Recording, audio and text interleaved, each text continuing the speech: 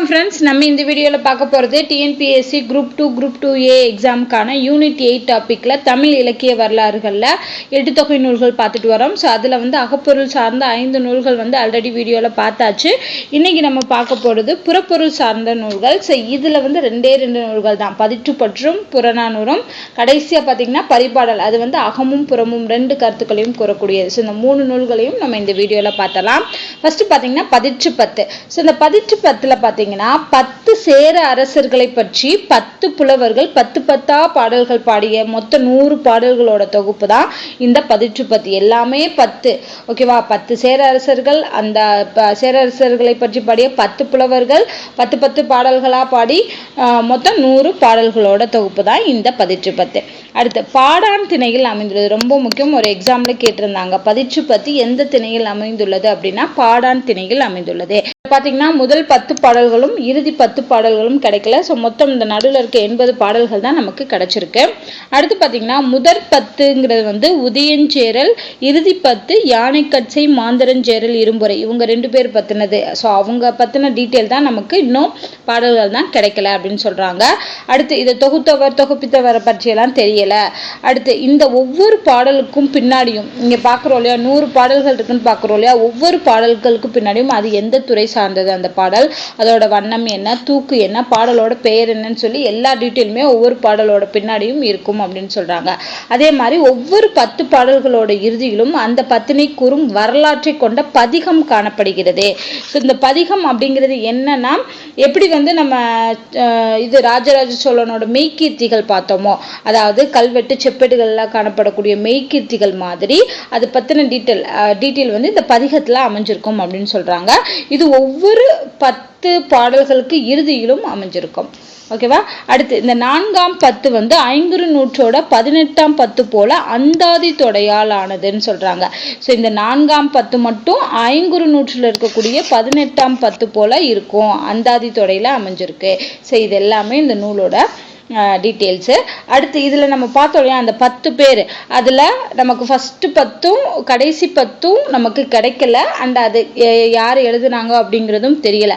மற்றதெல்லாம் அந்த 80 பாடல்களில் பாடியவங்க யாரு, அது யாருக்காக பாடினாங்க, எந்த அரசனுக்காக பாடினாங்க அப்படிங்கிறதும் இங்கே கொடுத்துருக்காங்க. ஸோ இப்போ குமட்டூர் கண்ணனார் பாடிய பாடல் இமயவரம்பன் நெடுஞ்சேரலாதன். ஆக்சுவலாக இது எப்படி இருக்குன்னா 2, 3, 4, 5, 6, 7, 8, 9 வரணும், ஓகேவா? ஏன்னா ஃபர்ஸ்ட் 10ம் கடைசி 10ம் கிடைக்கல இல்லையா. அப்போ இந்த 2வது 10லிருந்து 9வது 10 வரைக்கும் யாரு பாடியிருக்காங்க, அது பாடப்பெற்றவன் யாரு அப்படிங்கிறது வரும். ஸோ குமட்டூர் கண்ணனார் இமயவர்மன் நெடுஞ்சேரலாதன் பற்றி பாடியிருக்காரு. பாலை கௌதமனார் பல்யானை செங்கழு குட்டுவன் அவங்கள பத்தி பாடியிருக்காரு. காப்பியாற்று காப்பியனார் அவர்கள் களக்காய் கண்ணினார் முடிச்சேரல் அப்படிங்கிறவரை பத்தி பாடியிருக்காரு. பரணர் பாடியது கடல் பிறக்கோட்டிய செங்குட்டுவன் பத்தி, ஓகேவா? அடுத்து காக்கை பாடினியார் பாடினது ஆடு கோட்பாடு சேரலாதன் பற்றி பாடியிருக்காங்க. கபிலர் பாடினது செல்வ கடுங்கோ வலியாதன். அடுத்து அரசில் கிளார் அவர்கள் பாடியது தகடூர் எறிந்த பெருஞ்சேரல் இரும்புரையை பத்தி பாடியிருக்காரு. பெருங்குன்றூர் கிளார் அவர்கள் பாடினது இளஞ்சேரல் இரும்புரையை பத்தி பாடியிருக்காங்க. ஸோ இவங்க பாடியவர்கள் அந்த யாருக்காக பாடினாங்க, பாடப்பெற்றவன் அப்படிங்கிறதையும் ஞாபகம் வச்சுக்கோங்க, எக்ஸாம்ல கேட்கலாம். அடுத்து பார்த்தீங்கன்னா இது எந்த பாக்களால் ஆனது அப்படின்னா அகவர் பாக்களால் ஆனது. அண்ட் இந்த நூலை பதிப்பித்தவர் ஊவேசா அவர்கள் 1904 பதிப்பிச்சிருக்காரு. அடுத்து சிறப்புகள், ஓகேவா? ஸோ இந்த பதிற்று பத்தோட சிறப்புகள் அப்படின்னு பார்த்தீங்கன்னா 8 தொகை நூல்கள்லேயே ஒரு திணைப்பாடல், ஏன்னா பாடான் திணைப்பாடல்கள் மட்டும்தான் இதில் இருக்கு அப்படின்னு பார்த்தோம் இல்லையா. ஸோ ஒரு திணைப்பாடல்களை கொண்ட ஒரே நூல் எது அப்படின்னு பார்த்தீங்கன்னா பதிற்று பத்து. இந்த கொஸ்டின் கூட எக்ஸாம்ல கேட்கலாம். அடுத்து சேர அரசர் வரலாற்றை தெளிவு, ஏன்னா இது ஃபுல்லா பாத்தீங்கன்னாலே தெரியும், இங்க சேரலாதன் செங்குட்டுவன் அப்படின்னு சொல்லி சேரர்கள் பத்திய அரசர்கள் பத்திய வரலாறு தெளிவா நம்மளால அறிய முடியுது அப்படின்னு சொல்றாங்க. அடுத்து ஆரியரை அடிப்பணைய செய்து இமயத்தில் வில் பொறித்த ஏற்றம் பெற்றவன் யாருன்னு பார்த்தீங்கன்னா இமயவரம்பம் நெடுஞ்சேரலாதன். இந்த செய்தி இருக்கு. அடுத்து பூழி நாட்டு மன்னனை போரிலே வென்று புகழ் பெற்றவன் யாருன்னு பார்த்தீங்கன்னா கலங்காய் கண்ணி நார்முடிச்சேரல். ஸோ இவனை பற்றின டீட்டெயில் இருக்கு. வடவரை வென்று வாகைச்சூடி பழையனை கொன்று பழம் பெருக்கி கடல் பிறகொட்டிய பழமிக்கவன் சேரன் செங்குட்டுவன். ஸோ இவர் பற்றின டீட்டெயிலும் இருக்கு. அதிகமான இருபெரு வேலிடையும் வென்றவன் யாருன்னு பார்த்தீங்கன்னா பெருஞ்சேரல் இரும்பறை. ஸோ உங்க பற்றின டீட்டெயில்லாம் இருக்கு. அண்ட் அவங்க என்ன பண்ணாங்க அப்படிங்கிறதும் நம்ம இந்த நூல்ல இருந்து தெரிஞ்சுக்கலாம்.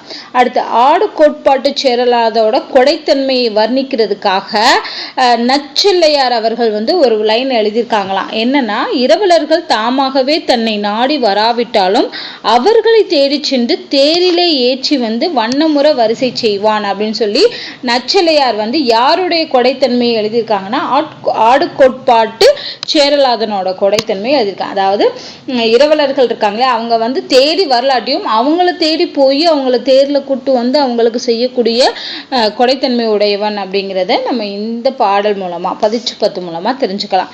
அண்ட் இதுல உள்ள ஒரே ஒரு மேற்கோள் பாடல் என்னன்னு பாத்தீங்கன்னா, பகுத்தூன் தொகுத்த ஆண்மை பிறர்க்கென வாழ்தினி ஆகல் மாறே அப்படின்னு சொல்லக்கூடிய இந்த பாடல் வரி 10 வரி. ஸோ இந்த பாடல் வரியை கொடுத்து இது எந்த நூல்ல அமைஞ்சிருக்கு அப்படிங்கிற மாதிரி கேட்கலாம். ஸோ இதோட பார்த்தீங்கன்னா 10 அப்படிங்கிறதுக்கான டீட்டெயில்ஸ் எல்லாமே முடிஞ்சு.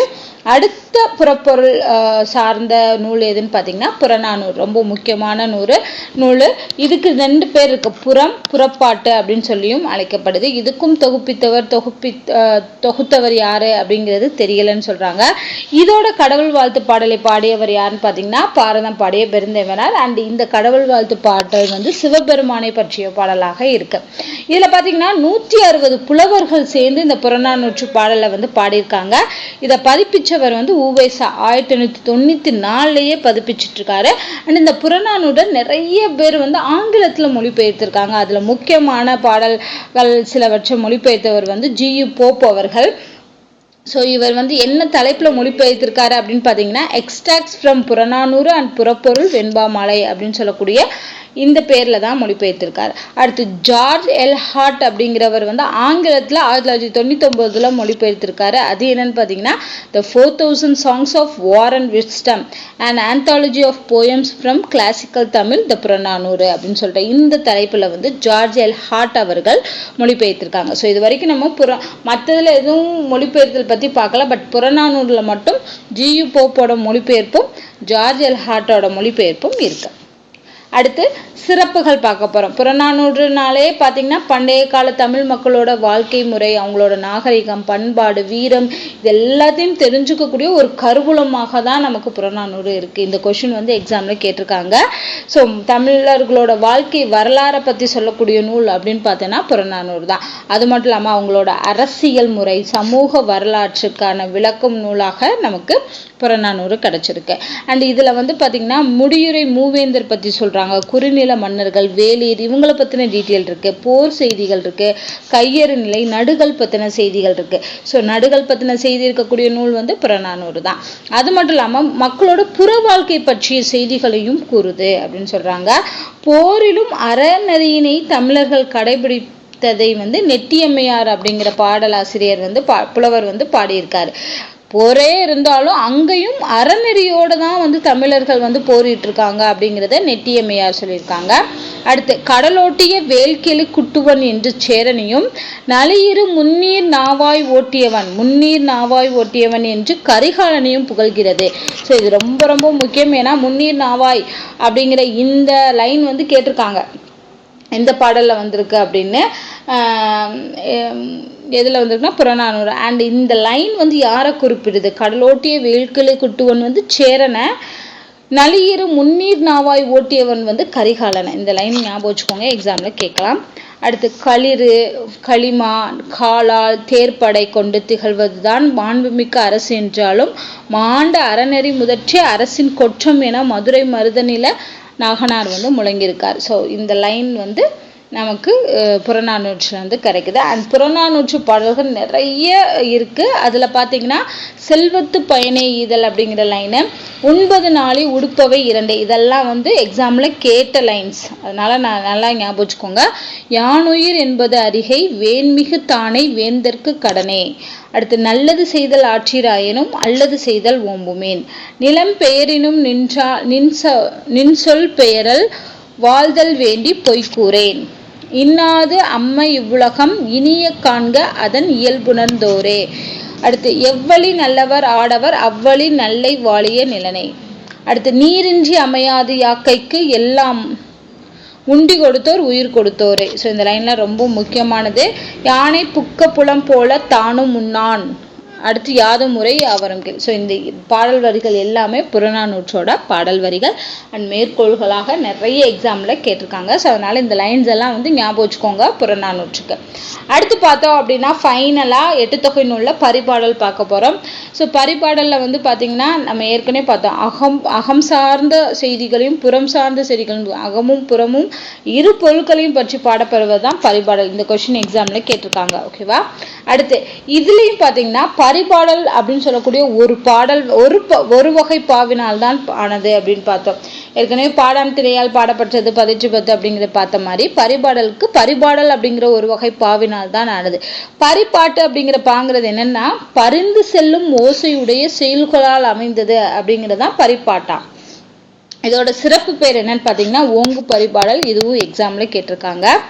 அடுத்து இதுல 70 பாடல்கள் இருக்கு. அதுல திருமாலுக்கு உரியது வந்து 6 பாட்டாம், முருகனுக்கு உரியது 8, வையைக்கு உரியவை வந்து 8 பாடல்கள் அப்படின்னு சொல்றாங்க.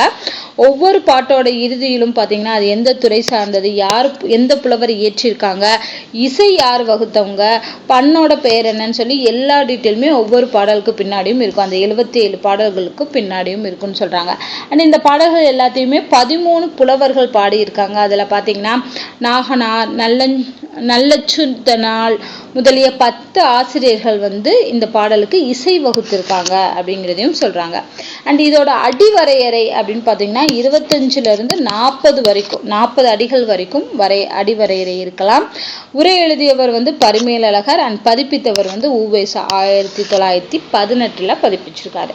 ஸோ ரொம்ப ரொம்ப முக்கியமான டீட்டெயில்ஸ் எல்லாம் வந்து பரிபாடலுக்கு ஞாபகம் வச்சுக்கோங்க.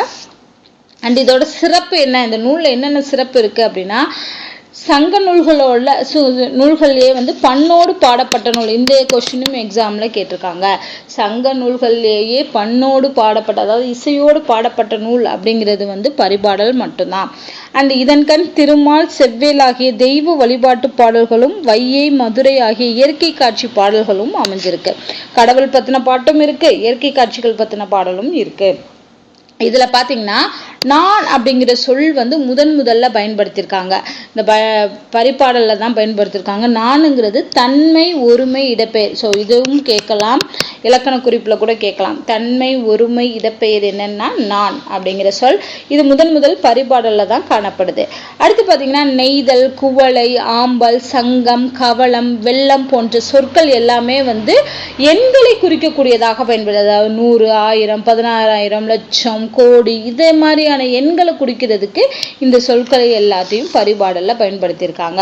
ஸோ கேட்கலாம், கீழ்கண்டவற்றுள் எது எண்களை குறிக்கும் சொல் அப்படிங்கிற மாதிரி கூட கேட்கலாம். அதனால இந்த பேர்லாம் ஞாபகம் வச்சுக்கோங்க. அடுத்து இதுல உள்ள மேற்கோள் பாடல்கள் என்னன்னு பார்த்தீங்கன்னா மாயோன் கொப்புள் மலர்ந்த தாமரை பூவோடு புறையுஞ்சீரார் பூவின் அப்படிங்கிற பாடல் வரி, தீயுனுள் தெரல் நீ பூவினுள் நாற்றம் நீ அப்படின்னு சொல்லக்கூடிய லைனு. அடுத்து பொருளும் பொன்னும் போகமும் அல்ல நின்பால் அருளும் அன்பும் அரணும் 3 அப்படின்னு சொல்லக்கூடிய இந்த பாடல் வரி. இது எல்லாமே பரிபாடலுக்குரிய பாடல் வரிகள்.